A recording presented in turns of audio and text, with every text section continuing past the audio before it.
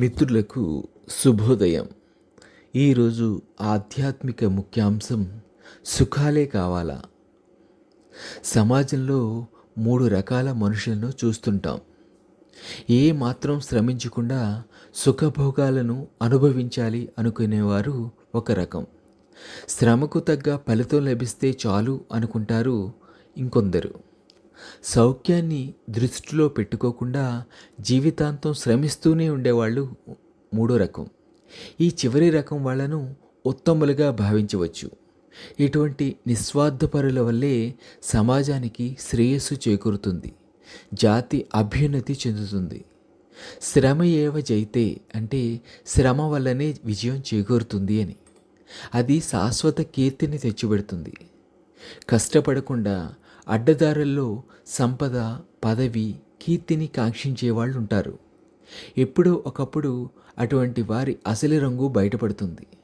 చరిత్రహీనులవుతారు. దేవుడిచ్చిన జన్మను మనిషి సార్థకం చేసుకోవాలి.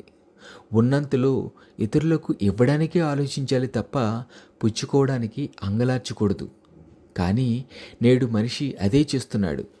చిన్న చిన్న కష్టాల్ని కూడా భరించలేకపోతున్నాడు. వేసవి వస్తే చినుకులు పడాలి అనుకుంటాడు.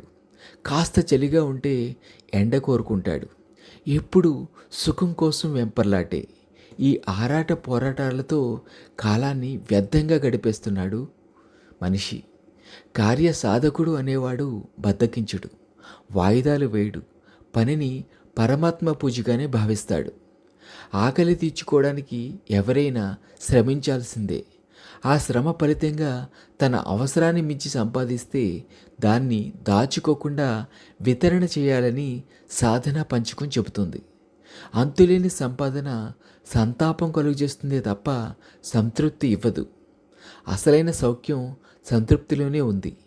ఇవాళ్టికి నాకు, నా కుటుంబానికి, నా ఇంటికొచ్చే అతిథులకు సరిపడే ఆహారం ఇస్తే చాలు స్వామి అని ప్రార్థిస్తాడు సంత్ కబీర్ దాసు.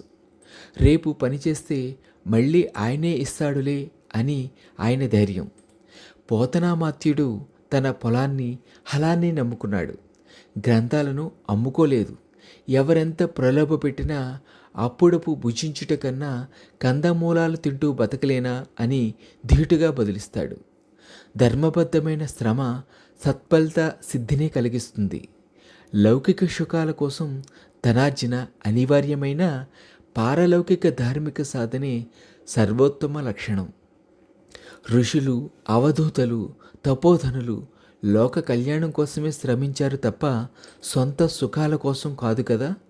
వారు పంచిన ఉపనిషత్, పురాణ, కావ్య, ప్రబంధ, విజ్ఞాన శాస్త్ర పరిజ్ఞానం సమస్త మానవజాతి పురోగతి కోసం, రేపటి తరాల ఆనందమయ జీవితం కోసం అన్నది అక్షర సత్యం. నాకు రాజ్యం, స్వర్గం, పునర్జన్మ ఇవేమీ వద్దు. కష్టాల్లో ఉన్నవారి కన్నీరు తుడిచే శక్తి ప్రసాదించు ప్రభు అని పరమాత్మను ప్రార్థించాడు రంతిదేవుడు. నేను చేస్తున్న శ్రమ నా కోసం కాదు అనుకోవడంలో ఎంతో సుఖం ఉంది. ఒక కష్టానికి మరో కష్టానికి మధ్యలో దొరికే కొద్ది క్షణాల ఆనందం ఎంతో సౌఖ్యాన్ని ఇస్తుంది.